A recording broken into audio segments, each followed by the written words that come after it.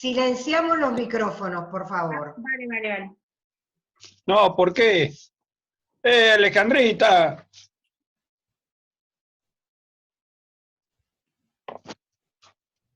Hola, ¿qué tal? ¿Cómo están todos? Hola. Hola, Fernando. ¿Cómo Hola, andan? ¿todo bien, diputado? ¿Todo bien? Liberaste todos los micrófonos. Sí, bien. sí, abrí Ahí el está. tuyo. Hola, buenas tardes. Hola, Fernando. Ante todo, te damos la bienvenida desde Conciencia Política y muy agradecidos por tu atención de permitirnos esta charla con vos. Nosotros hemos hecho un pequeño resumen de tu currículum, de tus antecedentes, que ahora Fernando lo va a poner en una placa, que es más amplio de lo que yo voy a leer, porque queremos que tengas todo el tiempo para tu exposición. Así que les presento a nuestro invitado de hoy, que es Fernando Iglesias, diputado nacional del PRO por la Ciudad Autónoma de Buenos Aires, que termina su mandato ahora en el 2021. Es periodista, político, escritor, exentrenador de vóley. A ver, por favor, si pueden silenciar los micrófonos, porque se escucha ruido de fondo. Que vos tenés un...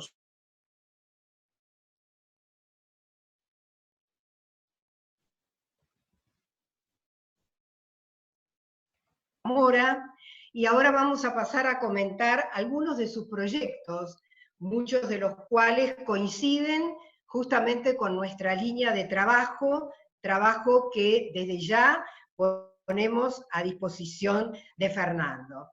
Algunos de sus proyectos son régimen de democratización de sindicatos, el régimen de auditoría de obras sociales. También tiene proyectos sobre cambios en el Código Civil por violencia de género y libertad religiosa. Y ha sido uno de los principales actores en la derogación del DNU que expropiaba y que intentaba de expropiar a Vicentín, y ha defendido la elección por boleta única y la modernización del sistema sindical. Como muchos de nuestros miembros ven, coincidimos con la línea de trabajo y el pensamiento y los proyectos del diputado Iglesias. También escribió varios libros. En el 2016, La década saqueada. En el 2007, Kirchner y yo, ¿por qué no soy kirchnerista? Y en el 2006, la globalizar la democracia por un Parlamento mundial. Así que, Fernando, te damos la bienvenida. A nuestros participantes les indicamos que la mecánica va a ser la de costumbre, es decir, Fernando en este caso va a exponer el tiempo que él considere conveniente y después vamos a abrir a un panel de preguntas con un cierre también, por supuesto, a cargo de Fernando. Así que el micrófono es todo tuyo. Y muchísimas gracias por esta reunión. A ver, está muteado. ¿Podés desmutearte? Gracias, Magdalena, gracias por la invitación, gracias a la gente de Conciencia Política. Yo con mucho gusto hablo del tema que ustedes les... Sí, hay un abanico muy amplio sobre las cosas que se pueden decir, sobre la situación actual, pero depende un poquito de cuál es el interés de ustedes. Si prefieren que me refiera a, no sé, al contexto histórico, a la situación actual, a la situación parlamentaria. Si me orientás un poco, yo arranco. Mira, creo que hay dos temas que a nosotros nos interesan fundamentalmente, que es la situación actual, la situación parlamentaria, y cómo nos vamos a posicionar desde la oposición para el 2021. Esos son, digamos, los temas que más nos preocupan en este momento, ¿no? Bueno, quizás Billy Botero, ¿querés ampliar un poco lo que acaba de decir Magdalena?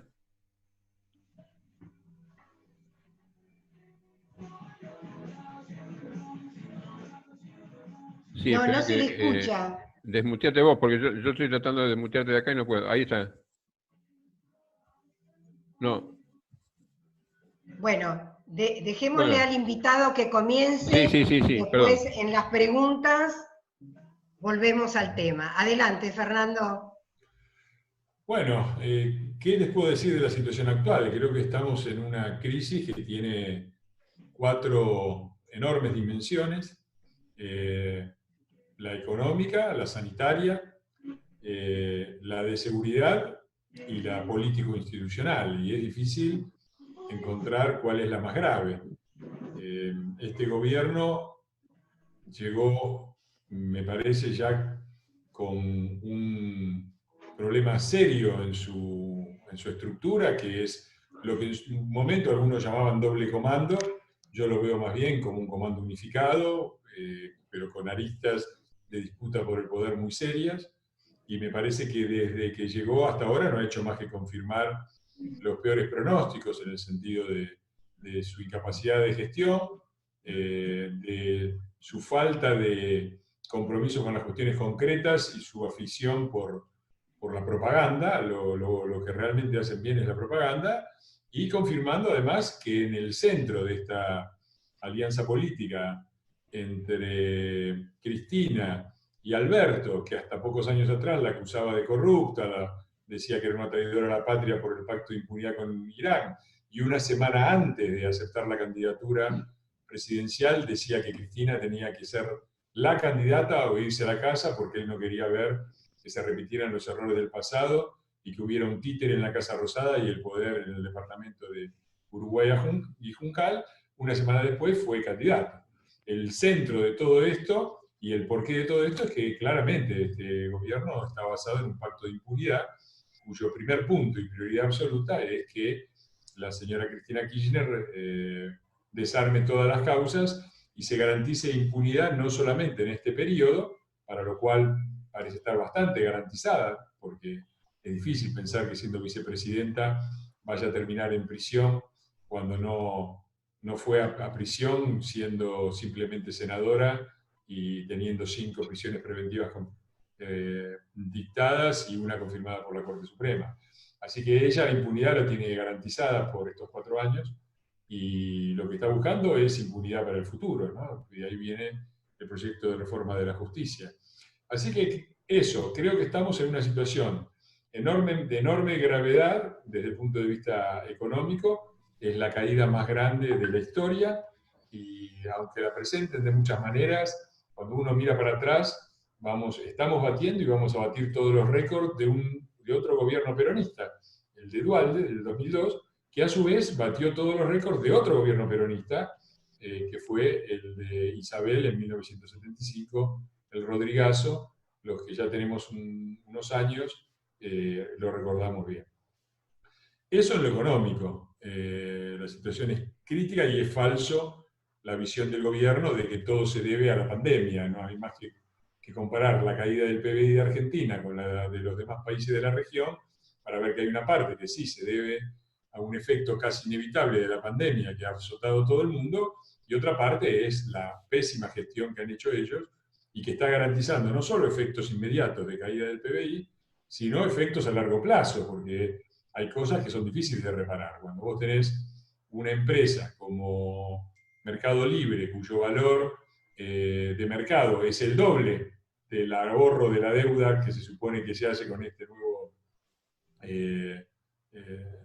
con esta nueva negociación, y el dueño se está mudando a Uruguay porque quiere salir de la persecución y del ambiente tóxico que se crea en la Argentina, vos estás creando una situación donde muy difícil, va a ser muy difícil reparar los profesionales jóvenes que están viendo cómo que termina la cuarentena para irse, las empresas que están buscando radicación fiscal en otros países y las que directamente están cerrando y se están yendo a la casa, incluidas empresas de una cierta magnitud, ¿no?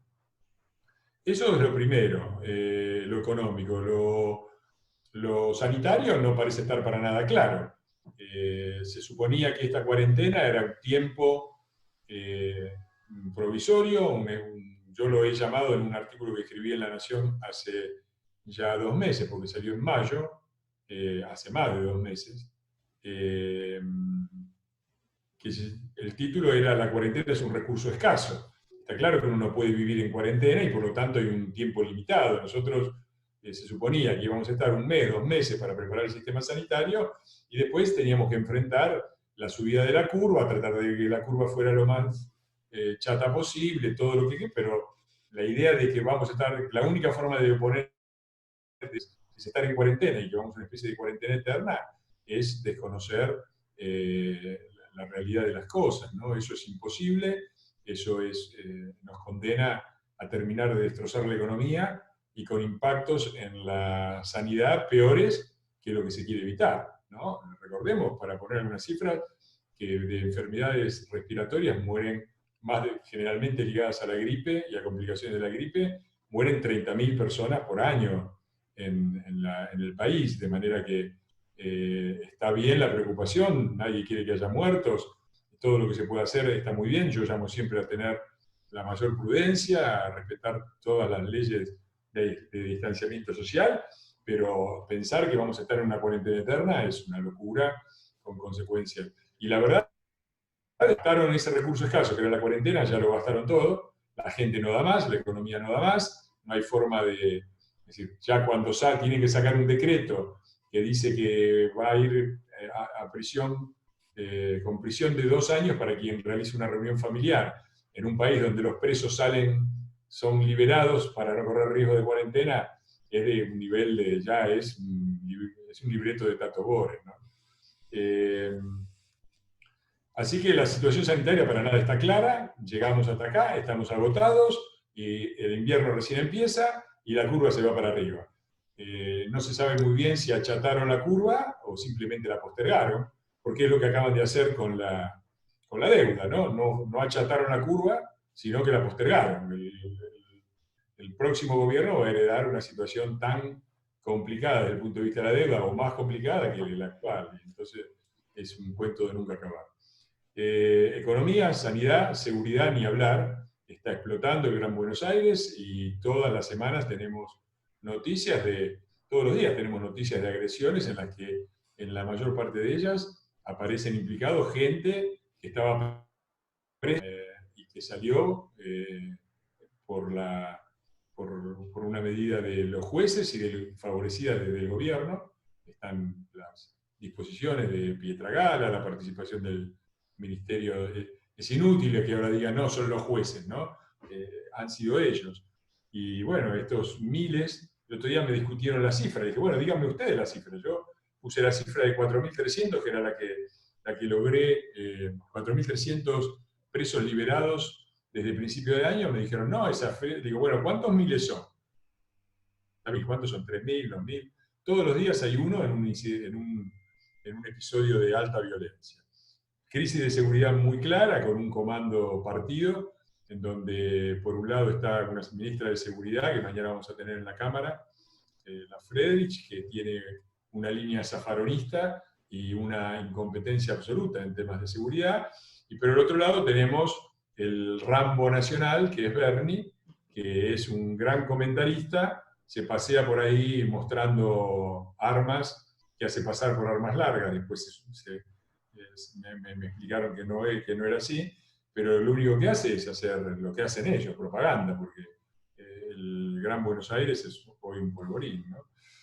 Y finalmente, parte político-institucional, donde vuelven a mi memoria aquella vieja película que se llamó La República Perdida, ¿no? Yo creo que ya es decir, tenemos que defender la República, es ser muy optimista. La República, en muchos de sus rasgos fundamentales, la hemos perdido. La independencia de poderes está perdida. El Parlamento es un simulacro de Parlamento, lo he dicho yo en la sesión, ¿no? Sacamos simulacros de leyes en un simulacro de Parlamento con un simulacro de debate. La justicia recién ahora parece reactivarse, pero ya sabemos qué tipo de justicia es. Basta hacer una lista de los personajes grotescos que han sido liberados desde el triunfo del kirchnerismo en las PASO del año pasado. Empezaron a salir y salieron todos los que tenían preventiva, desde Vudú, Adelía, Esteche, qué sé yo, Devido. Lázaro Báez no salió porque Lázaro Báez tiene un problema, que tiene que pagar que cuando la pague le van a explicar de dónde sacó tanta plata.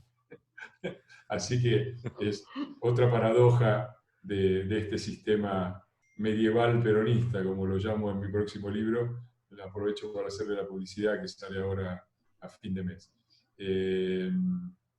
Nada, una situación enormemente compleja y un gobierno que tiene básicamente 3 ministerios que funcionan, que no tienen nada que ver con esto, que son el Ministerio de la Propaganda, el Ministerio de la Venganza y el Ministerio de la Impunidad.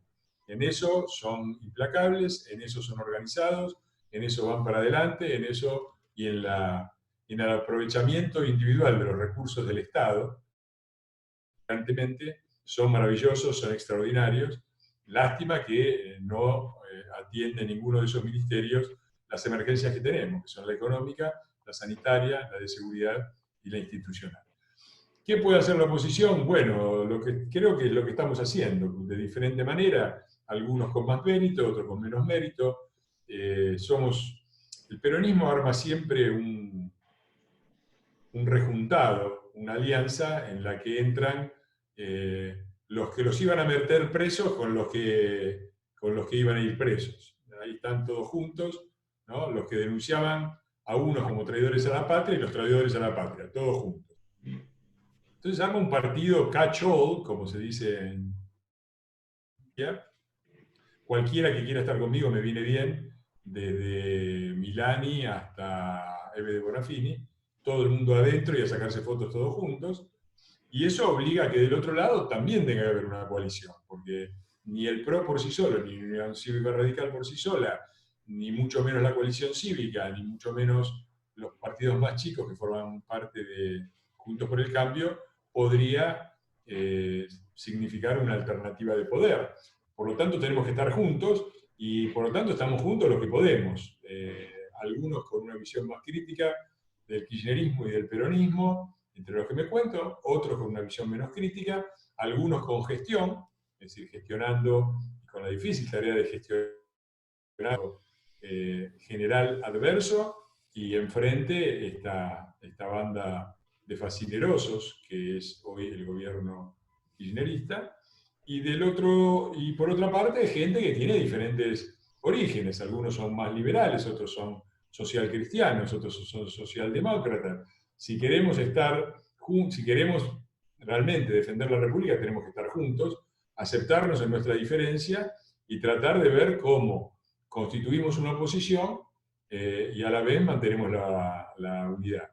Creo que, como dicen los italianos, tutto sommato, no lo hemos hecho tan mal, y que muchísimas, si bien ellos han avanzado, ellos han avanzado porque cuando el peronismo está en el gobierno maneja todo, no es como nosotros que nos cuesta mucho avanzar, ¿no? Porque nosotros llegamos al gobierno y con suerte manejamos el Ejecutivo, un Ejecutivo sometido a todo tipo de operaciones, por otra parte, pero bueno, nosotros no manejábamos ni diputados, ni el Senado, ni las provincias, ni la CGT, ni los piqueteros, ni el Vaticano, ni el periodismo, ellos cuando llegan al poder manejan todo eso.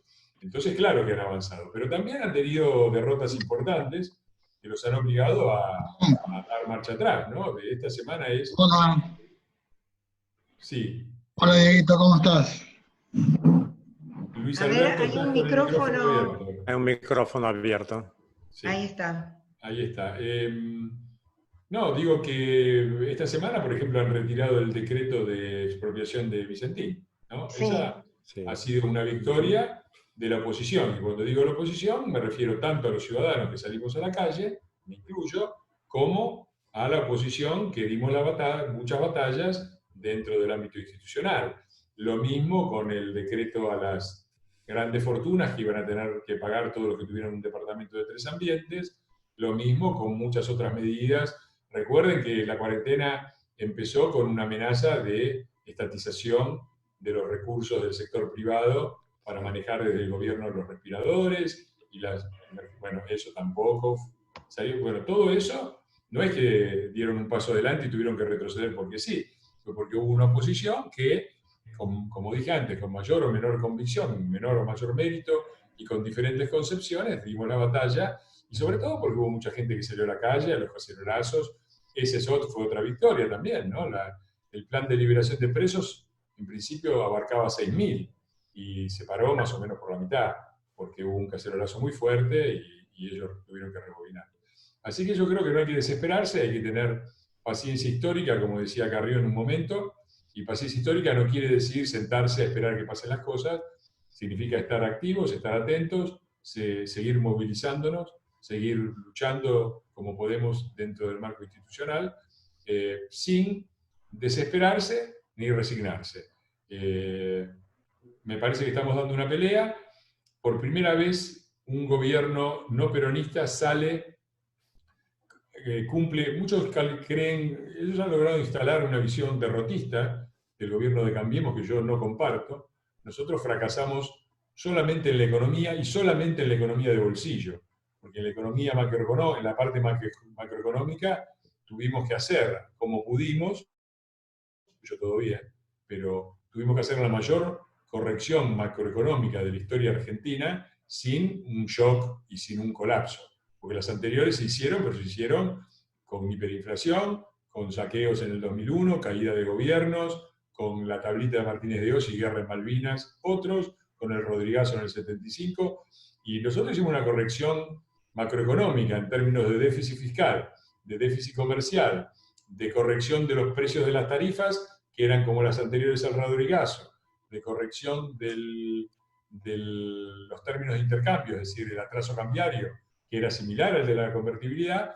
Todo eso se corrigió, la macroeconomía se corrigió como se pudo, pero con resultados. Si ellos pueden emitir todo lo que pueden emitir ahora, es porque nosotros estuvimos casi un año sin emitir y eso nos costó el gobierno. Si ellos pueden hoy hacer muchas de las cosas que están haciendo ahora, es porque si todavía tienen algo de reservas en el Banco Central, porque nosotros dejamos reservas, ellos no dejaron reservas. Toda esa corrección macroeconómica se hizo pagando un costo muy alto, un costo electoral también muy alto, pero también es cierto que este gobierno fue muy exitoso, y lo voy a decir, el mejor en los últimos 50 años en casi todos los sectores que no fueran económicos. Infraestructura, lucha contra el narco, seguridad, ecología. Hay muchísimos sectores en los que respeto institucional, relaciones exteriores. Digo, en todo eso fuimos el mejor equipo de los últimos 50 años y estoy dispuesto a defender esa opinión a fondo. Y en la economía tuvimos un éxito macroeconómico que fue evitar el estallido y corregir la macroeconomía sin pasar por un estallido, y un fracaso de bolsillo. En el bolsillo, en la pobreza, en la inflación, en todo eso, está claro que fue un fracaso, pero considerando el marco, creo que no se puede definir como un fracaso nuestro gobierno.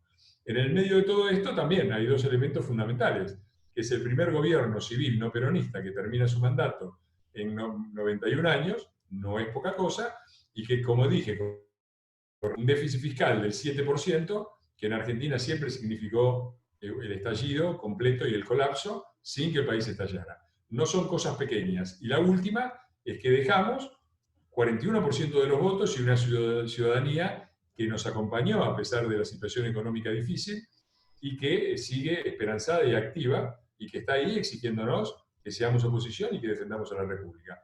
Eso no pasó después de Alfonsín, eso no pasó después de Ilía, no pasó después de Frondizi, no pasó después de la Rúa, es la primera vez que pasa y creo que es un mérito de la ciudadanía, pero también es un mérito de nuestra gestión y de los principios que logramos encarnar y hacer visibles en esos 4 años. Y listo, escucho preguntas y vamos a Perfecto. Muchísimas gracias, Fernando. Vamos a hacer como las veces anteriores, los que quieran escribir sus preguntas en el Arne y Fernando las van a leer, los que quieran hacer uso del micrófono también nos pueden avisar por el chat, y algunas preguntas ya tenemos que algunos miembros que no han podido por ahí estar presentes en la reunión de hoy por el horario, nos la han hecho llegar con anticipación. Así que pasamos al bloque de preguntas. Está la primera pregunta con Willy Botero. Si Willy Botero puede activar su micrófono, mejor dicho. Bueno, buenas tardes. Gracias, diputado, por estar participando con nosotros. La primera pregunta sería, ¿qué tiempo dispone como para poder encuadrar las consultas? Y yo calculo que, a ver, son las 6. Yo como muy tarde, 7 menos cuarto, como mucho 7, Perfecto. debería... Pero Entonces, tenemos una media hora tranquilo. Perfecto. Vamos a hacer rapidito. Nosotros como ciudadanos de la calle, ¿no es cierto? O por lo menos el grupo nuestro, coincidimos en casi todo lo que dijiste, ¿no es cierto? O sea, la realidad la estamos viendo. Nos preocupa básicamente justamente el armado de la oposición. Y las preguntas van justamente orientadas a eso, ¿no es cierto? ¿Cuáles son los límites, en tu caso, que pondrías para una coalición electoral? ¿Cuáles son las dificultades que se están encontrando en charlar digamos, o encontrarse para hacer una oposición? Porque ya te digo, los ciudadanos de la calle vemos de que la oposición son individuos, uno sos vos, que te bautizaron como, no como la paloma, sino como la... Pero queremos que haya justamente un PAC como vos, y no lo estamos viendo. Entonces esa es nuestra preocupación, y estamos realmente muy ansiosos por saber tu opinión con respecto de cuáles son los límites que vos tenés para armar una oposición, y cuáles son las restricciones que existen hoy para poder, digamos, ya consolidar una oposición electoral para el medio término. Bueno, lo primero que yo diría es que Macri fue un líder surgido de una interna, de unas PASO, en la que compitió con Carrió y con Sanz, ganó abrumadoramente, se transformó primero en nuestro candidato y después en nuestro presidente. De manera que ahí había un liderazgo ligado a cuestiones casi institucionales. Terminado su mandato, está claro que se abre una situación completamente distinta, en donde él ya no puede reclamar ser el líder único, porque eso no es nuestro estilo. Nosotros somos republicanos, digo, no queremos un gran líder que durante toda su vida nos mande, qué sé yo, señales y cassettes desde Puerta de Hierro en Madrid, ¿no? Así que se abre una competencia por ese liderazgo, del cual yo creo que Mauricio es uno de los posibles candidatos. El tiempo lo dirá, sus ganas de hacer o no hacer lo dirá, la gente lo dirá, ¿no? Quienes apoyan, quienes no apoyan, quienes les parece bien. Pero hay otros liderazgos, ¿no? Está claramente Horacio, dentro del PRO, es el que gobierna el distrito original del PRO, el más importante, y tiene sus legítimas aspiraciones. Cornejo es el presidente del radicalismo. Digo, hay diferentes liderazgos y diferentes visiones. Es natural que en este momento no tengamos un solo líder, y es natural también que esta división que siempre existió entre halcones y palomas, si lo queremos poner así, ¿no? Esto siempre existió durante el gobierno también, ¿no? Está claro que mi estilo de comunicación no es el de Durán Barba. Entonces, y a mí, no es que yo llegué ahí por sorteo, me llamó Macri, me llamó él para invitarme porque creía que necesitaba una voz fuerte en el Congreso, y me pidió, o me ofreció ser candidato a diputado, cosa que acepté. Así que eso existió siempre, y va a seguir existiendo inevitablemente, y después habrá que definir, supongo que no sé cómo va a ser la ley electoral. Digo, estamos en una situación tan crítica ahora que pensar mucho en el 2021 es un poco hasta irrespetuoso hacia los ciudadanos, pero bueno, estamos acá, hagamos el ejercicio. Hay que ver primero hay que ver si hay elecciones. Pero discúlpenme, ¿no? Sí. Que se los diga. Sí, es cierto. Estos muchachos van por todo y son capaces de todo. Por lo tanto, lo primero es garantizar que haya elecciones. Lo segundo es que siga habiendo paso, que es un mecanismo que todo el mundo ha criticado porque cuesta esto, cuesta lo otro. Es un mecanismo esencial. Sin las PASO hubiera sido muy difícil, por ejemplo, convencer al radicalismo que viniera a Cambiemos y aceptara que Macri fuera el candidato a presidente. Menos mal que estaban las PASO, eso permitió que en Gualeguaychú, el sector que quería estar dentro de Cambiemos, ganara la reunión de la asamblea que hubo, el Congreso, y fueran a una interna. En la interna perdieron, yo creo que Ernesto, que era un gran candidato y una persona a quien respeto, sacó el 3%, pero permitió que ellos se integraran. Hoy, ¿qué pasaría sin las PASO? Yo no sé cómo se Bueno, yo creo que esos liderazgos va a haber que dilucidarlos un poco ahora en el 2021 y después en el 2023, después de haber garantizado que el sistema institucional funcione. Y ahí hay muchísimas posibilidades de diferentes liderazgos. Yo, repito, si yo tuviera que votar ahora, a quien quiero, yo votaría. Me parece que es cierto que perdimos el gobierno, también es cierto que sacamos más votos que en el 2015 y que nos fuimos con el 41%.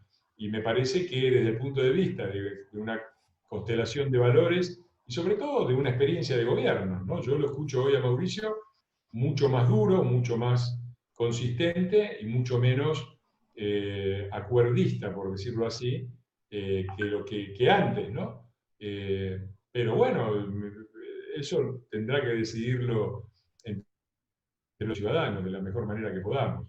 Y por ahora lo que tenemos que hacer es mantenernos unidos, porque si nosotros nos separáramos ahora, daríamos una pésima señal y ellos lo aprovecharían. Y ellos todo el tiempo están. La reforma judicial, entre los objetivos ocultos que tiene, es cierto que es una reforma por la impunidad de Cristina, pero es también un intento de controlar la justicia. Y quien controla la justicia, controla el sistema electoral. Entonces, ojo con eso, porque ya tenemos a la Cámpora manejando Correo Argentino. Imagínense, con una justicia amañada por ellos y una Corte Suprema que desde arriba puede intervenir en los procesos, podría intervenir en cualquier tipo de reclamo ante la justicia electoral, por ejemplo. Entonces estaríamos en un escenario muy, muy complicado. Así que ese es uno de los objetivos. Y el otro objetivo que tiene la reforma judicial es partirnos, ¿no?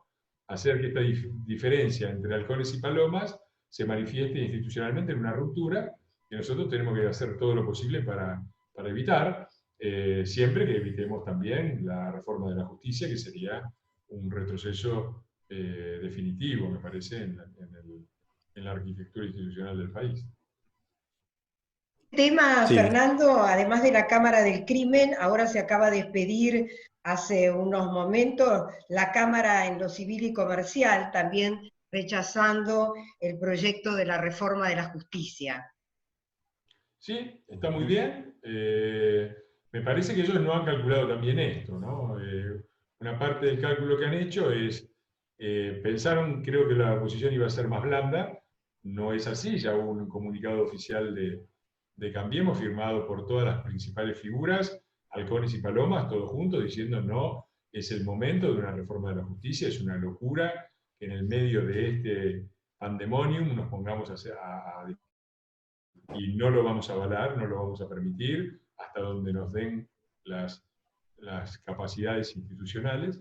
Y tampoco calcularon que el sistema judicial, para decirlo en los términos que usan ellos, es una corporación fuerte, ¿no? Y si vos metés los dedos en ese enchufe, podés tener ciertos problemas. Y me parece que acá debe haber una defensa legítima de las instituciones y probablemente una motivación también individual de jueces que no quieren ser trasladados o que no ven por qué los tienen que cambiar de competencia o mandar de acá para allá, o por qué el Poder Ejecutivo se tiene que entrometer en procesos en curso, cosa que está haciendo cada vez con mayor frecuencia.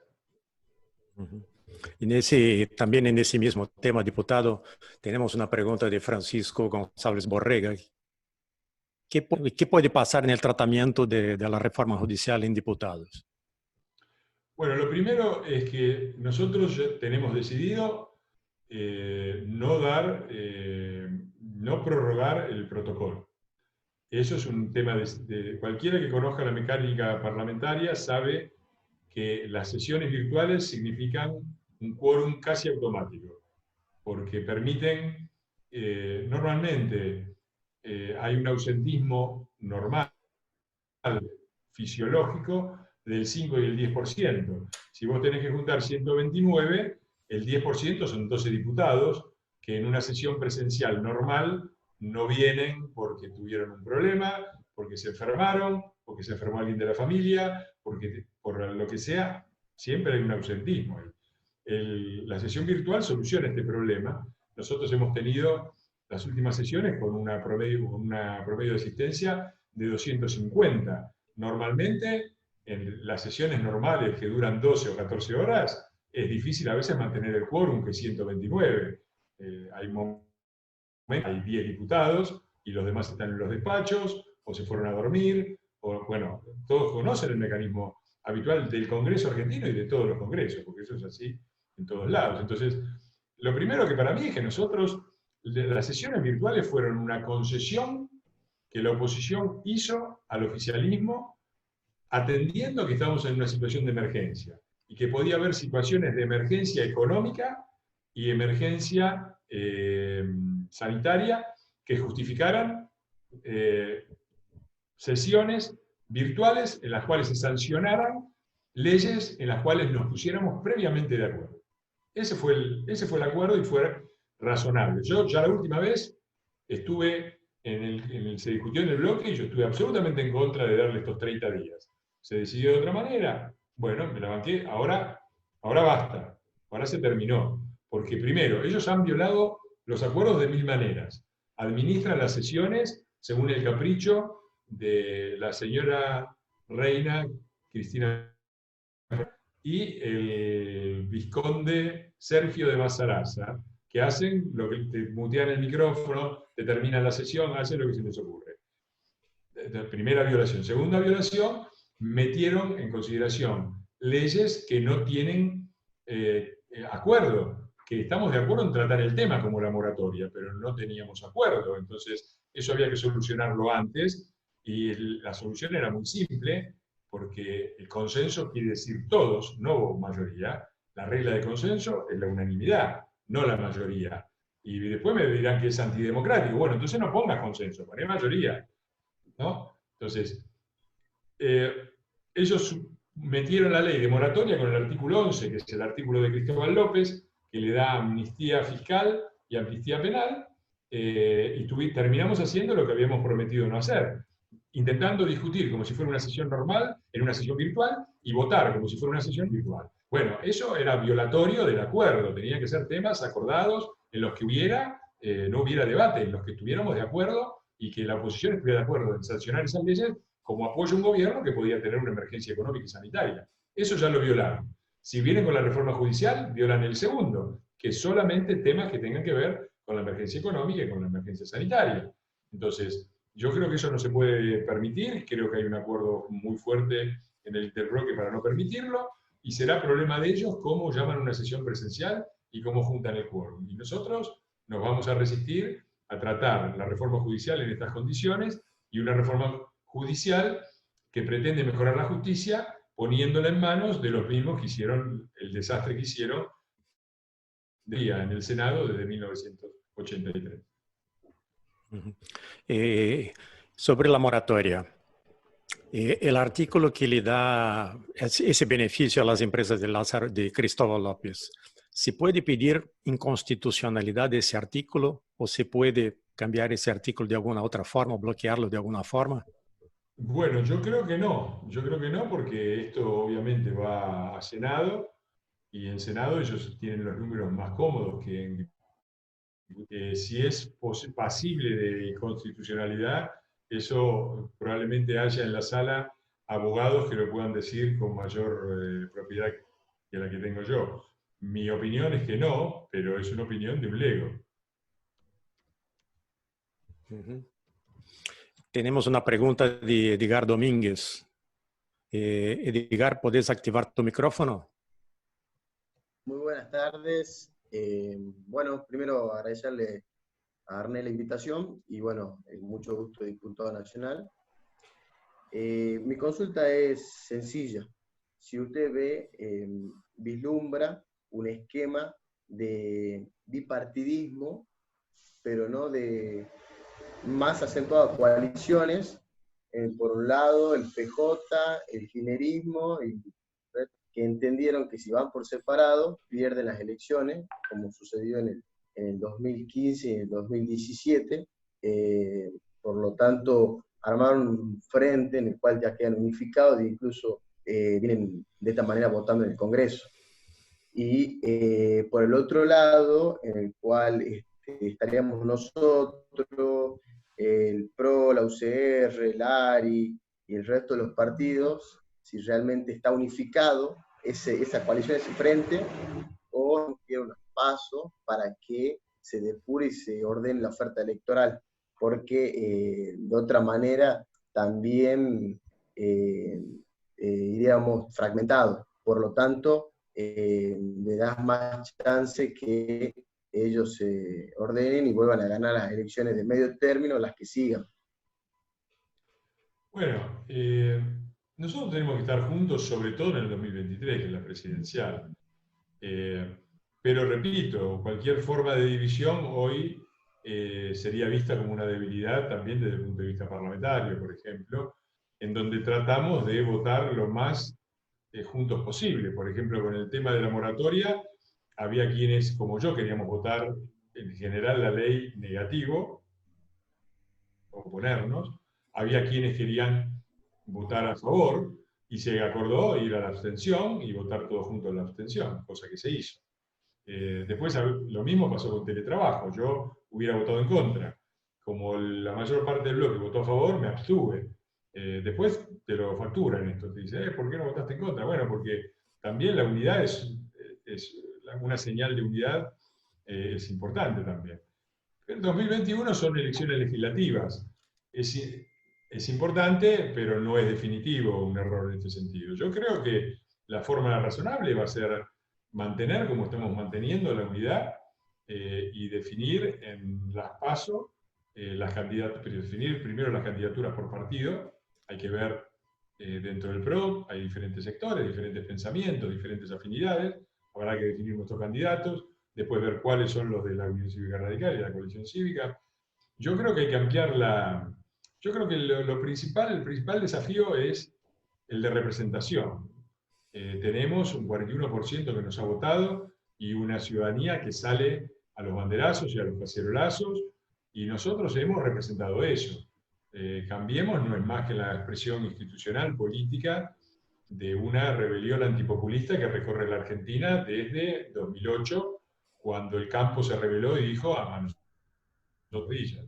Eso siguió, fue en el 2012 la lucha contra Cristina Eterna, fue la lucha contra la reforma constitucional, las marchas por 11 y contra la corrupción, el 2015 y la marcha de los paraguas pidiendo justicia por el asesinato de Nisman, fueron las marchas que nos sostuvieron frente al Club del Helicóptero durante nuestro propio gobierno, que empezaron aquel 1 de abril, fueron en definitiva también las movilizaciones de cierre de campaña que llenaron todo el país, y la 9 de julio, y la despedida Macri, que también fue masiva en la Plaza de Mayo. Así que todo eso, nosotros representamos eso.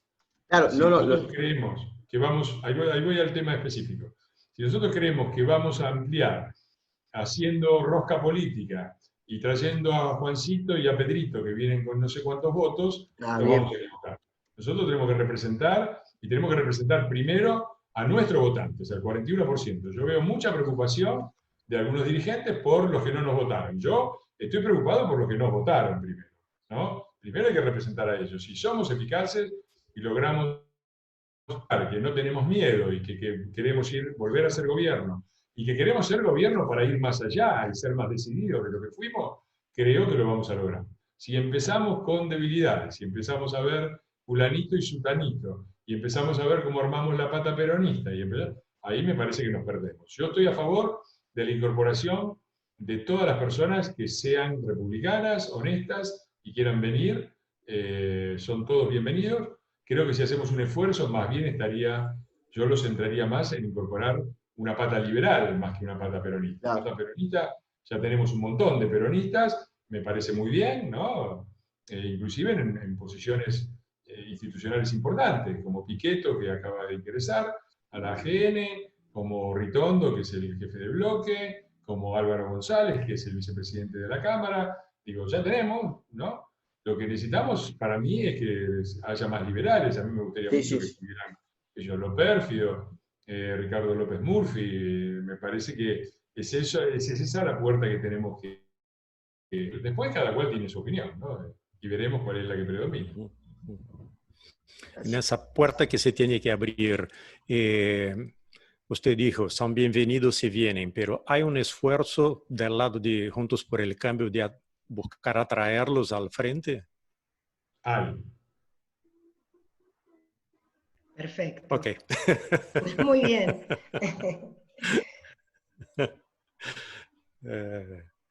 Arne, creo que Arne quiere hacer una pregunta también. Sí, hola Fernando, mucho gusto. Gracias por estar con nosotros. Más fuerte. Yo lo que quisiera saber, si vos pusiste en duda la posibilidad de la elección del año 21,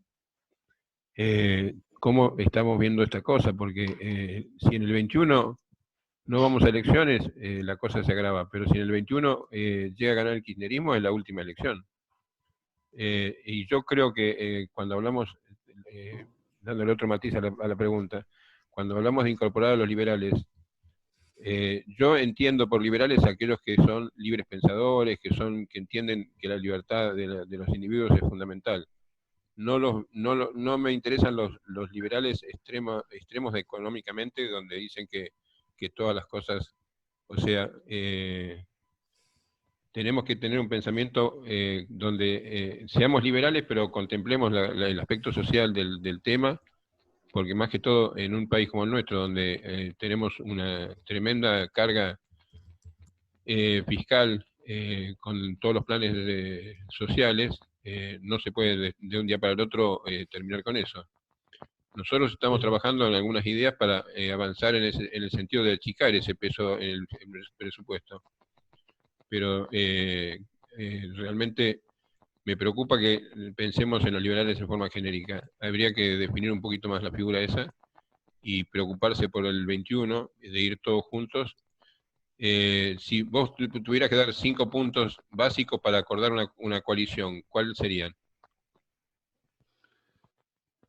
Pregunta, los liberales, el 2021 y los puntos básicos. A ver, yo coincido absolutamente, yo los he llamado a esos liberales no liberales, los he llamado liberalotes, y si rastreas un poquitito el término, se ofendieron muchísimo, tuve que agregar 1000 veces, que no le decía liberalotes a los liberales, le decía liberalotes a los que creen que el liberalismo se reduce a una cuestión económica, que es una cuestión de porcentaje de la participación del Estado, disminución de los impuestos y el gasto fiscal.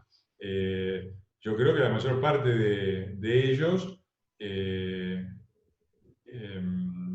tienen además una concepción de la sociedad que no es liberal, que más bien es legítima, pero es una concepción conservadora y no liberal.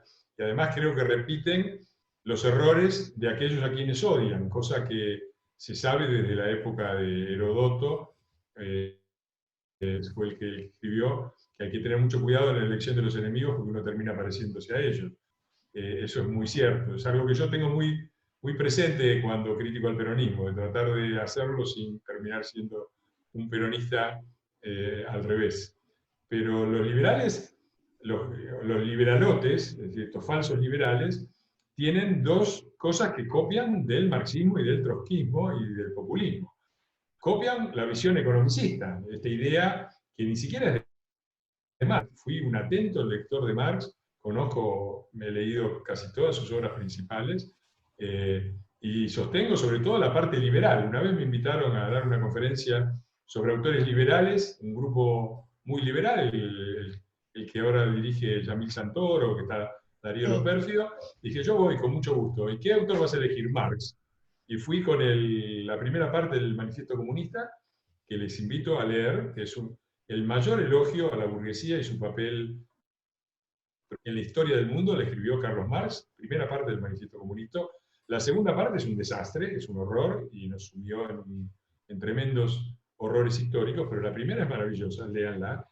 No he visto escrito en 1848 sobre lo que dice sobre la globalización, es impresionante, apabullante. Y el otro gran libro de Marx liberal es el 18 Brumario de Luis Bonaparte, la mejor descripción del populismo que se ha escrito en la historia es de 1800, creo que es, y es el 18 Brumario.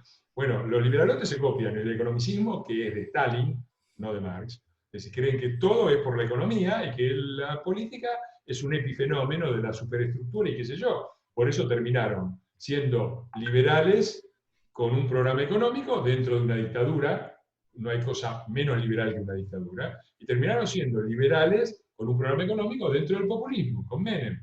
Y terminaron sin partido, con la única dirigente que habían puesto presa, no fue preso nadie en el menemismo, fue presa la única liberal que había, y parece que es otra historia, me parece que eso hay que decirlo, y no decirlo con el sentido de revancha ni de basurear a nadie, sino de aprendamos de los errores de la historia. Y el otro error que cometen los liberalotes es el del populismo. ¿Cuál es la tesis central del populismo? Descarnal, que hay una élite, una casta, que explota a un pueblo honesto y trabajador y honrado y qué sé yo. Bueno, el populismo kirchnerista, dicen, son los cipayos, los vendepatria, el neoliberalismo y el pueblo peronista, y los liberales dicen y el pueblo trabajador. Bueno, eso es mentira. En la casta política están los que se corrompieron y los que denunciamos a los que se corrompieron. No somos lo mismo. Entonces, me parece que coincidimos profundamente en la crítica al liberalotismo, no al liberalismo.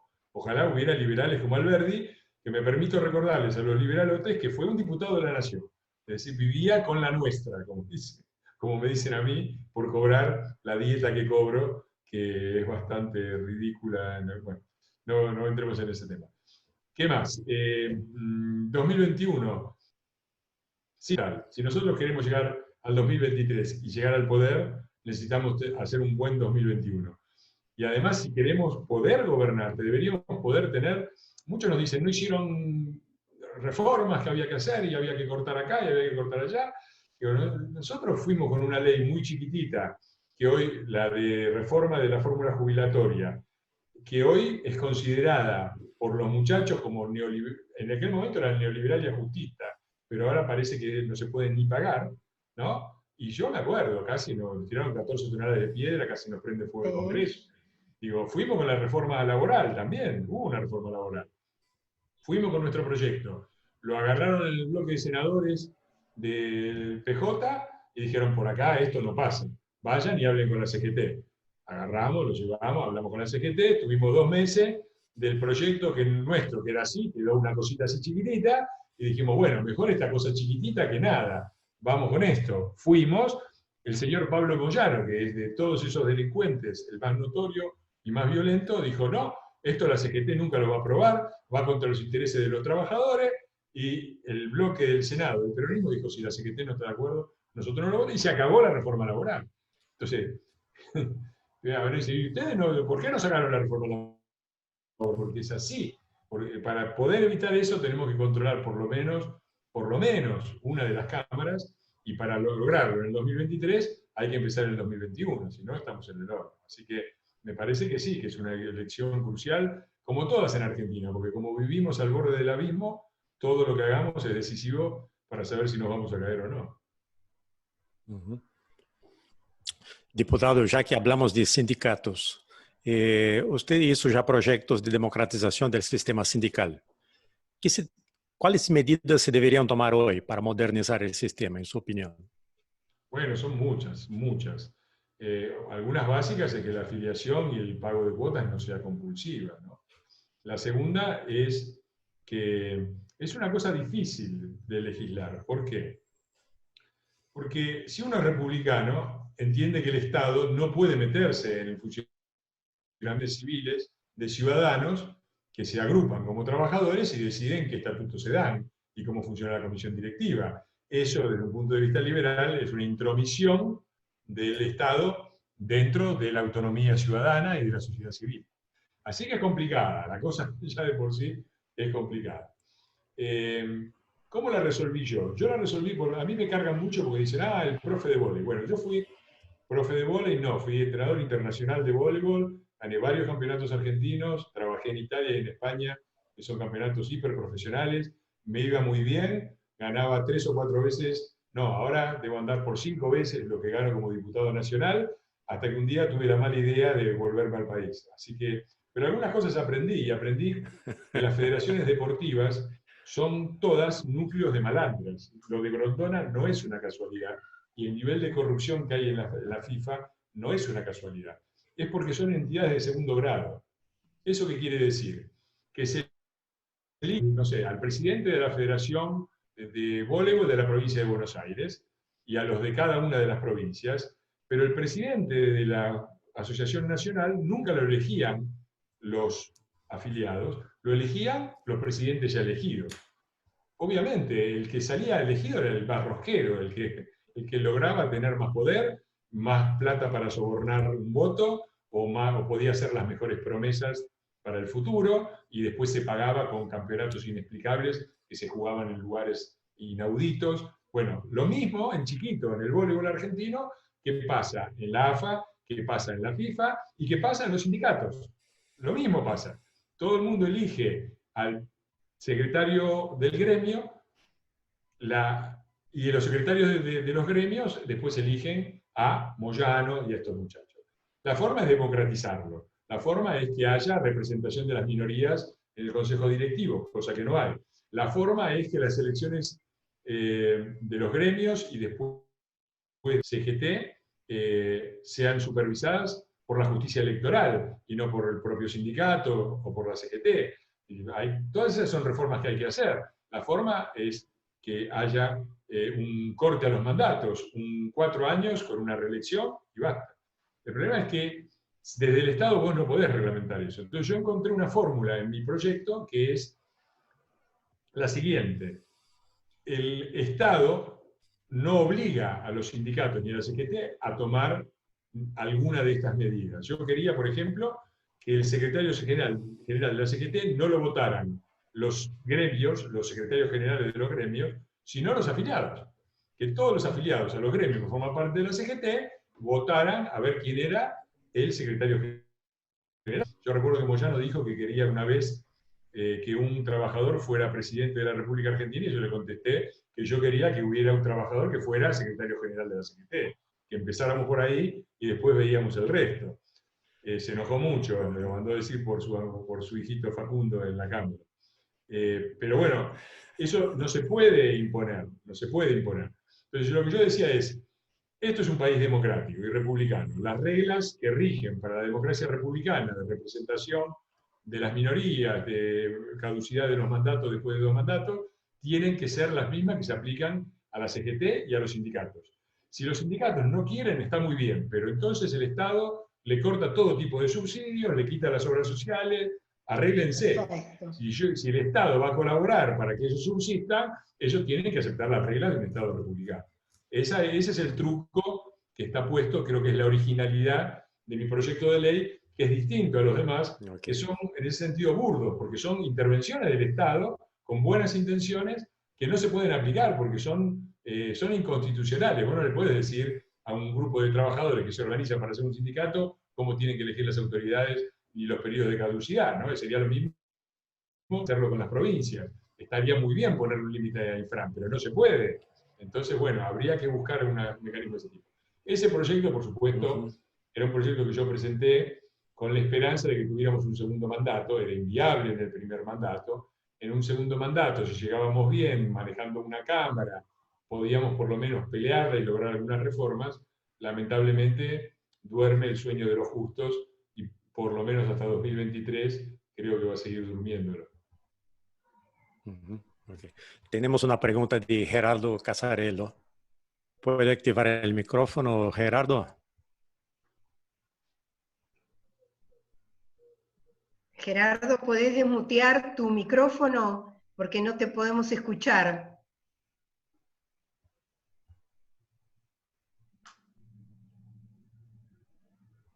Ahora sí. Ahí está. Muchas gracias por la charla, muy interesante. La pregunta no es una pregunta, sino una reflexión. A mí me parece que estamos en el Congreso, es como una mesa de póker, donde los oficialistas juegan con 5 ases en la manga y la oposición nada más que con 3. ¿Por qué no? Siempre estamos hablando de las buenas cosas que deben hacerse, cuando ellos no les importan las buenas cosas.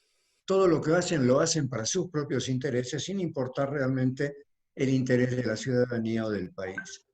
¿No será posible que empecemos a cambiar las normas y juguemos con las mismas cartas que ellos? Es tan difícil eso. Porque yo te escucho y me parece fantástico, lo siento así. Pero resulta que llega el momento de la votación y los que parecen que van a votar a favor terminan votando en contra, vaya a saber por qué. quién sabe, nunca se sabe.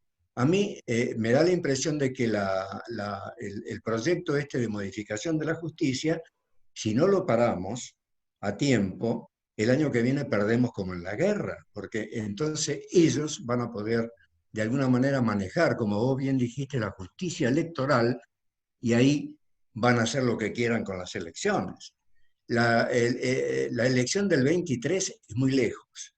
La más importante es la que tenemos, la del medio término, cambiar las paridades en el Congreso y dentro del Congreso en la Cámara de Diputados, que es lo importante, porque la de senadores ya más o menos está, lamentablemente, un poco difícil para nuestros intereses. ¿Vos qué opinás al respecto? ¿Hay que jugar con 3 ases en la manga y no con 5 como hacen ellos? Perdón si por ahí me refiero a un tema medio complicado.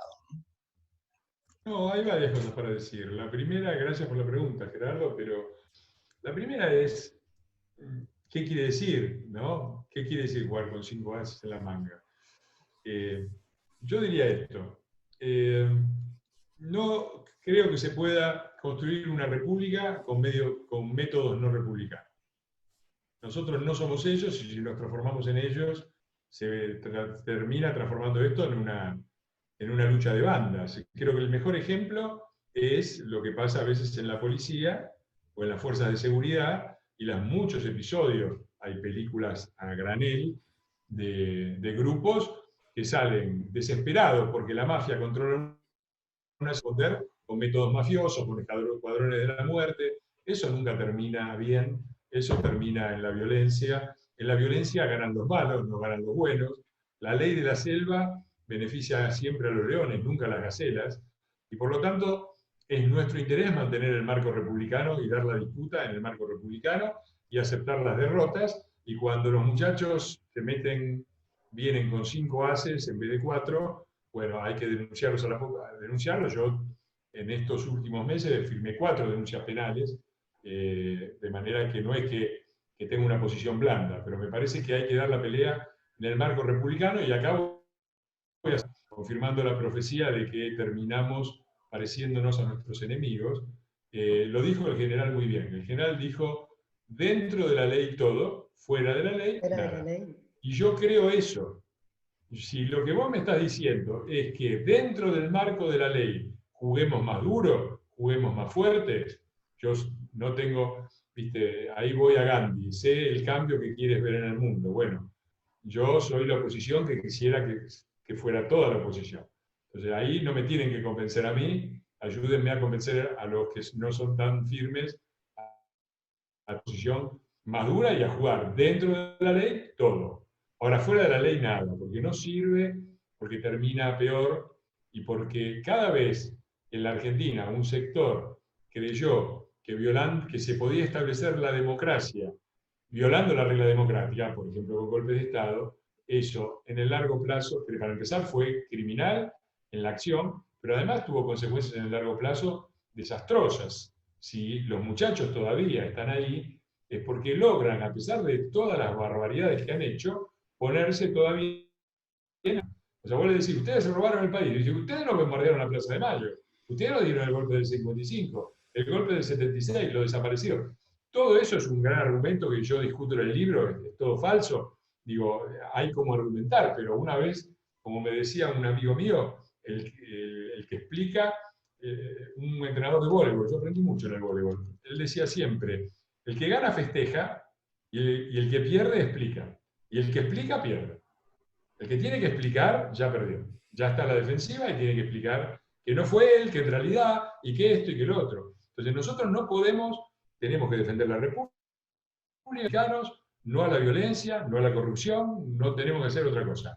Pero dentro de la ley tenemos que hacer todo y tenemos que ir al límite. Porque si no, esto termina siendo un partido de un deporte muy extraño, donde nosotros jugamos al fútbol y ellos juegan al rugby. De repente vos llevas la pelota con el pie, viene uno, te hace un tackle, uno la agarra con la mano, sale corriendo para adelante, y si vos pones pierna fuerte, aparece todo este sector de Corea del Centro, complaciente con el peronismo, que dice, pero puso pierna fuerte, pero ellos están jugando al rugby, ¿no?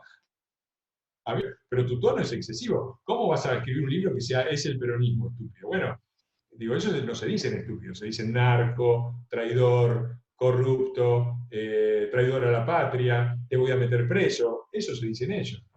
Entonces, ahí hay también un problema para la oposición, que yo trato de ayudar a corregir o aportar un granito de arena fuera del marco de mi tarea específicamente parlamentaria, que es escribir libros, ir a los programas, dar el debate, porque si no estamos siempre con la doble vara, ¿no? Nosotros nos juzgan con la vara de Suiza, y nos pasó mucho en el gobierno, ¿no? Y a estos los juzgan con la vara de Uganda. Para volver a los liberalotes decían, no, esto no, Alberto Fernández puede ser mucho más razonable que lo que fue Mauricio Macri, textual del señor José Luis Excel.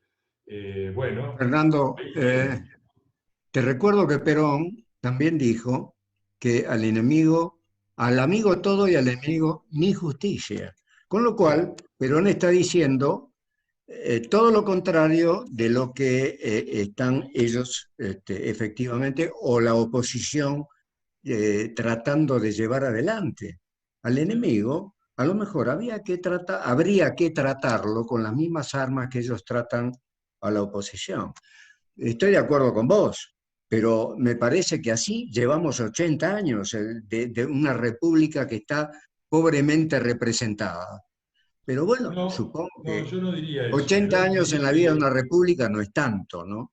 No creo. Yo creo que es un diagnóstico errado y confirma a Tucídides, que cuando uno combate mucho a un enemigo, termina pareciéndose a él. Yo, si estoy acá, es porque, si estoy en la tarea política, es porque quiero formar parte de un país y de un gobierno en el cual al enemigo se le reconozca el derecho a la justicia. Si no, me voy a mi casa y me vuelvo y me dedico al voleibol, o me voy a otro país y ya está. No quiero un país donde nosotros hagamos lo mismo que hacen ellos. Y no creo que el diagnóstico de 70, 80 años sea ese. Me parece que, por el contrario, muchas veces se pensó así. De ahí surgieron para gente, algunos bien intencionados, los golpes de Estado, que no llevaron a nada bueno, llevaron a situaciones de injusticia aún peores que las que intentaban corregir, y les dieron aire histórico para siempre y por mucho tiempo al peronismo. Ese fue un error histórico que no hay que volver a cometer, y yo voy a estar en contra de eso decididamente. Si hay un golpe de Estado contra este gobierno, yo voy a estar del lado del gobierno. Voy a estar en la Casa Rosada, si se necesita, defendiéndolo. Porque yo estoy acá por la República, ¿no? Y si critico al peronismo y soy tan duro con el peronismo, es porque ellos están contra la República. En la medida que alguien se ponga en una situación contra la República, aún peor que la que hacen ellos, y yo voy a defender el poder republicano. Entonces, eso, y me parece que es un mal análisis, porque, repito, somos innecesariamente pesimistas. Es la primera vez que un gobierno se va, no civil, no peronista, que termina el mandato. No pudo hacerlo de la Rúa, no pudo Alfonsín, no pudo Ilia, no pudo Frondizi, para nombrar solamente las que vinieron después del peronismo. No pudieron, nosotros pudimos. Muchos creen que fracasamos, nosotros terminamos el mandato. Y nos fuimos con un voto del 41%, más alto que nunca para un gobierno que se iba, mayor que el que sacamos en el 2015, y hay una ciudadanía movilizada, atenta, lista para defender los valores de la República como nunca lo hubo, como nunca la hubo, nunca hubo esto. Nunca pasó que el peronismo perdiera la calle a manos de la oposición al peronismo, nunca pasó. La calle fue siempre de ellos. Esta vez no es así. Entonces, me parece que no ver lo mucho que hemos ganado, a pesar de lo difícil de la situación, no ayuda. El catastrofismo no ayuda a tener un buen diagnóstico, y un mal diagnóstico hace imposible un correcto tratamiento de la enfermedad, por decirlo así. Tenemos una pregunta de Alejandra. Alejandra, ¿podés activar el micrófono? Alejandra vive en España, Fernando. ¿En qué parte de España? Yo soy ciudadano español, viví en España también. Bueno, he vivido casi toda mi vida en Madrid, pero hace un tiempo estoy en Segovia, en un pueblo que se llama Balsaín, que es un... Qué lindo, sí, Segovia, Balsaín lo conozco, pero Segovia sí, viví un par de años en La Coruña. Muy lindo todo eso, claro. Sí, es precioso donde vivo. Bueno, te paso un aviso primero antes de tu pregunta. Sí. Yo estoy a cargo de armar el Pro 25, que es el segmento de los argentinos de la provincia 25 que quieren dar una mano con las elecciones y con sumar, porque el electorado en el exterior, yo siempre digo, una cosa que define la elección del 2019 es que a nosotros nos votaron el 80% de los argentinos en el exterior, sí, y a ellos los votaron el 80% de los que estaban presos. Entonces, estamos tratando de organizar a los argentinos en el exterior, necesitamos que nos den una mano, hay un segmento que se llama, si después me haces llegar a través de los que organizaron la conferencia tus datos, si quieres participar, no solamente es para el PRO, porque hay un nivel de organización que es PRO 25, y hay un sector que es para todo el resto, independientes, coalición cívica, radicales, que se llama Juntos por el Mundo, así que te invito a ustedes, a vos y a los que estén en el exterior, o conozcan gente en el exterior, que nos pasen los datos, porque estamos armando eso, para tratar de ir sumando votos para el 2021. Perfecto, a eso. Estamos trabajando. Arne te pasa todos mis datos, y ahí sí, todos mis datos están en el chat también. Perdóname. Tenemos también acá de otra de las participantes que nos acaba de hacer llegar por chat que tiene la hija en el exterior, así que también sí, acá muy oportuno tu ofrecimiento, Fernando. Aparte para que vean que tenemos la participación del 2021 y que estamos trabajando, ¿no? Somos varios los que tenemos hijos en el exterior y inclusive te están escuchando de Londres y de España, así que... Buenísimo. Un Zoom internacional. Bueno, Alejandra, adelante con tu pregunta, que ya pronto estamos en tiempo cumplido. Bueno, Fernando, mira, vos dijiste en un momento dos cosas. Por un lado hablaste de los liberales y de los me gustaría que aclararas quiénes son los liberalotes. No por impudicia, pero para saber para mí quiénes son la supuesta oposición que tiene posibilidades de ir unida. También dijiste que a los no liberalotes, cuando te preguntaron, ustedes los están convocando a intentar ir unidos, y vos dijiste un escueto sí.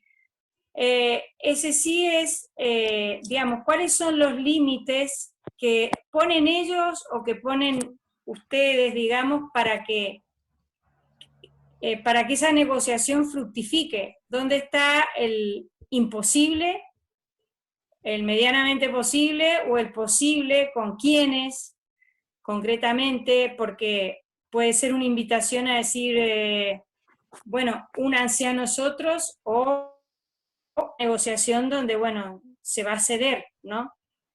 No, bueno, hay varias cosas en lo que vos preguntás. La primera es quiénes son unos y otros. Mirá, yo acabo de hacer, yo tengo los viernes, hago un Zoom que normalmente entran unas 250 personas, que es la capacidad de la sala, otros lo siguen por YouTube, no sé, que se llama Un Café con Iglesia. Mi último invitado fue Darío Lopérfido.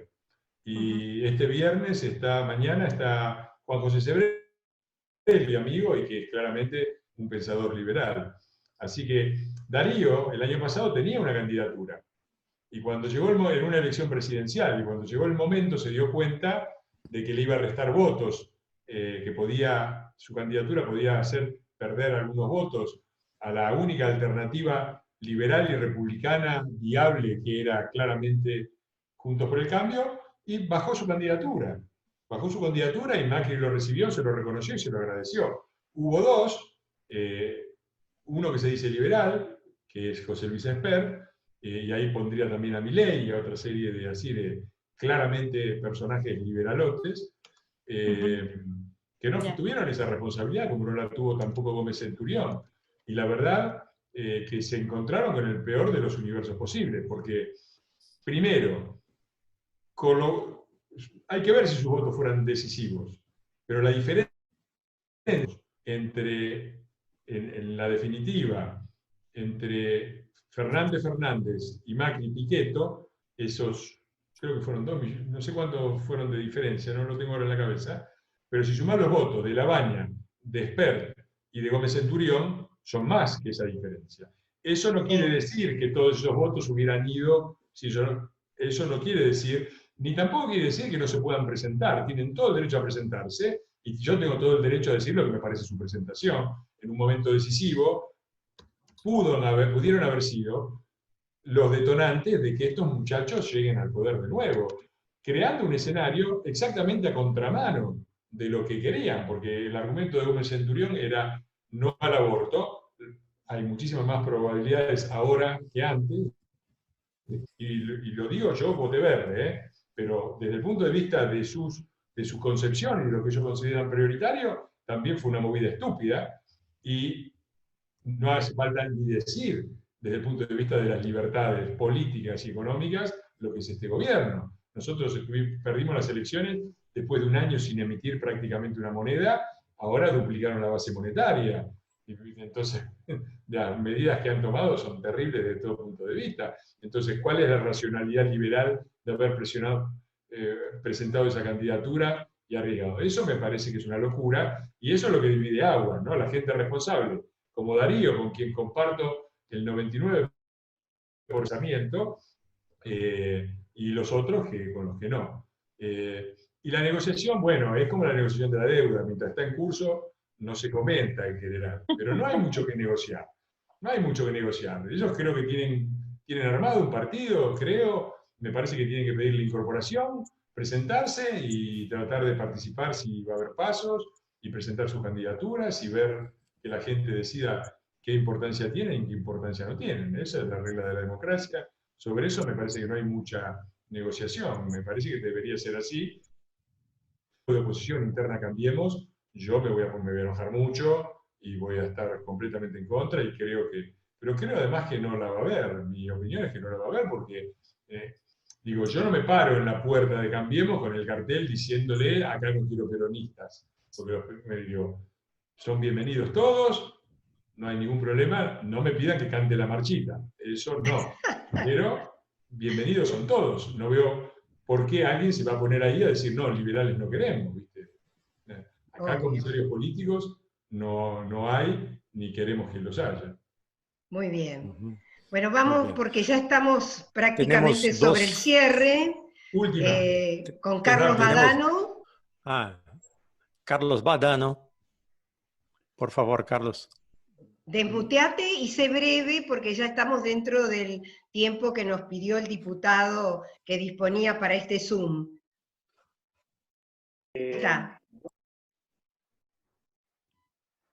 Una preguntita para Fernando. Y en primer término agradecerle su presencia, y realmente coincidimos totalmente en todos los aspectos éticos, morales y la crisis bestial que estamos viviendo acá en Argentina. Donde aparentemente lo que sí es sólido, podemos hacer es desde la calle, porque ahí no hay duda, la presencia en la calle del pueblo que se está oponiendo rápida y contundente. Es un punto que tendríamos que resaltarnos. Se critica la economía de Macri. Hacer un contraste sencillo con 2 o 3 números que muestran que la plata fugada, entre comillas, por estos delincuentes, es del orden de algunos múltiplos del Producto Bruto Interno Argentino. Con lo cual, lo que estamos hablando de la deuda externa y compañía son 36.000 millones de dólares o algo por el estilo. Entonces, y además acotar bien qué es de esa deuda que se ha contraído, cuánto nos correspondió al gobierno durante el periodo de Macri. Eso hay que... Sí, creo que se te escucha muy mal, Carlos. Sí. Podemos publicar. A ver si puedo ayudar. Sí, porque no se le escucha. Creo lo que está diciendo Carlos. Si puedo, intento responderla. Bueno. Sobre el tema de la deuda, qué pasó con el tema de deuda durante Cambiemos y cuáles son los datos que nos pueden servir en esta renegociación de la deuda que planteó el gobierno para argumentar nuestra posición. ¿Entendí bien, Carlos? Sí, es cierto, correcto. Bien. A ver, es una aberración lo que dijo Parrilli, que el 70% de la deuda la emitió nuestro gobierno. Eso es una... el aumento de la deuda fue de alrededor de 240.000 millones de dólares en el 2015 a 310.000 millones de dólares. Es decir, la diferencia real, atribuible a nuestra gestión, es un aumento de 70.000 millones de dólares. Muy bien. ¿Qué explicación damos nosotros? Son varias. La primera es que el tema de la fuga, que se endeudaron para fugarla, es una cosa absurda. Lo único que se puede llamar fuga es a la salida de la formación de activos externos. Cuando uno hace el cálculo de la formación de activos externos, hubo el primer gobierno de Cristina, el segundo y el nuestro. El segundo hubo cepo, así que eso no se puede contar porque claramente eso traba la formación de activos externos. Cuando uno compara el primer gobierno de Cristina y el gobierno nuestro a valores constantes, la diferencia es del 5%. Sí, hubo un poco más de fuga o formación de activos externos, es decir, dinero que salía, dólares que salían del sistema oficial, iban a parar al colchón, al exterior, a la maceta, a lo que fuera. Eso, la diferencia entre los dos gobiernos, uno supuestamente antiimperialista, fue del 5%. Una cosa ridícula en una circunstancia económica mucho más desfavorable. Primera cosa. El señor Berbisky publicó la lista de los grandes fugadores, es decir, los que en los últimos 2 años sacaron más dólares y compraron activos externos. Sorpresivamente, a la cabeza son todos empresarios kirchneristas y peronistas, todos, prácticamente todos son de ellos, y los primeros son los eskenazi, los banqueros de Santa Cruz, los expertos en mercados regulares, ¿sabe cómo? Se quedaron con el 25% de YPF, porque todo el mundo sabe que son testaferros, y todo el mundo sabe de quién son testaferros. Eso lo publica Berbisky. Así que el argumento de ellos es de un absurdo tal que solamente el argumento de la fuga. Los 70.000 millones aumentaron, ahora ellos nos dejaron 7% de déficit fiscal. Si nosotros hubiéramos mantenido ese déficit fiscal a lo largo de los 4 años, hubiéramos tenido que endeudarnos para pagarlo 120.000 millones de dólares, casi el doble. Como nosotros lo bajamos a la mitad, mejor dicho, a la mitad en el total, porque arrancamos de 5% de déficit primario, 0,5, en la curva, eso hace una reducción que reduce el déficit prácticamente a la mitad, 60.000 millones de dólares, que es casi la cifra de nuestra deuda. Pero además tuvimos que enfrentar muertos y pagar deudas que nunca había. Primero, los holdouts, que nos dejaron de regalito. Después, las deudas por empresas, como YPF, que no había que pagarla, y hubo que pagarla, AISA y muchas otras. Hubo que pagar la reparación histórica a los jubilados, y hubo que pagarle a las provincias la plata que les había robado Cristina, y que la Corte simpáticamente le restituyó después de que ellos perdieran las elecciones y antes de que nosotros asumiéramos. Todo eso suma unos 45.000 millones de dólares, ¿no? De los 70. Así que explicaciones de por qué aumentó la deuda sobran, está muy claro. ¿Qué lograron ellos? Ellos hicieron lo mismo que me parece que hicieron también con la sanidad. No achataron la curva de la deuda, la corrieron. Empieza ahora. Y lo que lograron fue que el gobierno de ellos termine en el 2023 sin tener que pagar nada, el próximo tenga que pagar un montón y el del 2027 esté colapsado. ¿Cómo se va a manejar eso? Yo no lo sé. Pero el ahorro, además, es de 30.000 millones de dólares. ¿Ustedes saben cuál es el déficit fiscal programado de este año? Porque la deuda es déficit fiscal consolidado, no es otra cosa, ¿no? Bueno, el déficit fiscal de este año es de 40, previsto es 40 dólares. O sea que este año nos vamos a comer el ahorro de deuda y medio en un año solo.